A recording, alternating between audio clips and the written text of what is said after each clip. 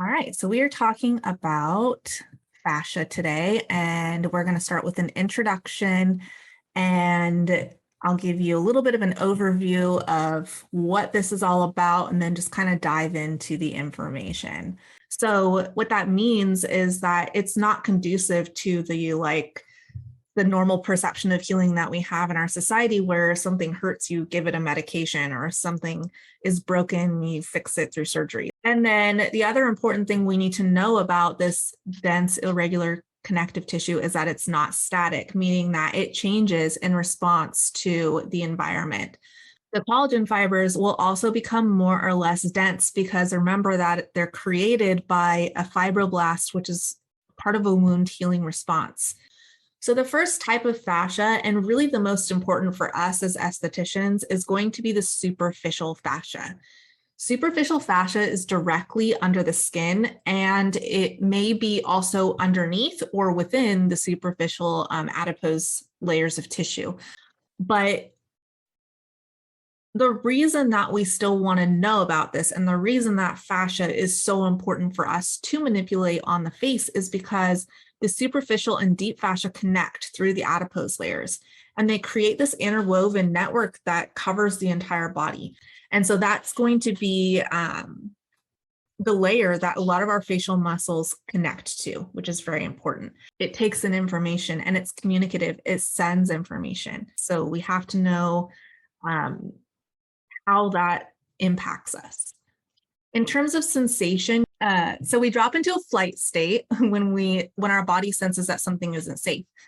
And what happens is that our sympathetic nervous system activates and it begins to mobilize the body. It could be, not having something to eat and feeling hungry. It could be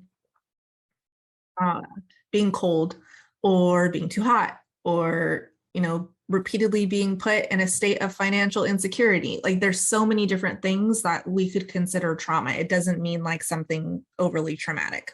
So I have for you a little picture, and I want you to think about kind of what this means for us. So I modified it a little bit for us to understand how this works on the face, because like I was saying, these things don't really exist when it comes to the face. What you have to think about then is instead of connective tissue, imagine that this is a muscle, because that's how the muscles connect. They connect from the superficial fascia to the skin. And definitely, I can't even tell you how many I find inside the mouth, because there are so many muscles of facial expression that connect to the mouth, all inside here. That is really the overarching concern here, is that we get out of homeostasis. We're not having normal repair. We're getting excess buildup of collagen fibers pulling somewhere on the body. And so we get these like tightened anchor points in the skin. Next week, when we talk about some of the palpations and manipulations, we'll do some of this on ourselves so that you can feel how this really works. And you can feel with a gentle touch how things move more in other places on the body versus with a deep touch. It requires us to connect with people in a way that traditional facials don't require of us. We may still be connecting with people without doing this, but I think that this is even more like forcing you into needing to connect, because facial dysfunction is driven by emotion. So we have to kind of understand that link and get into where people are at emotionally.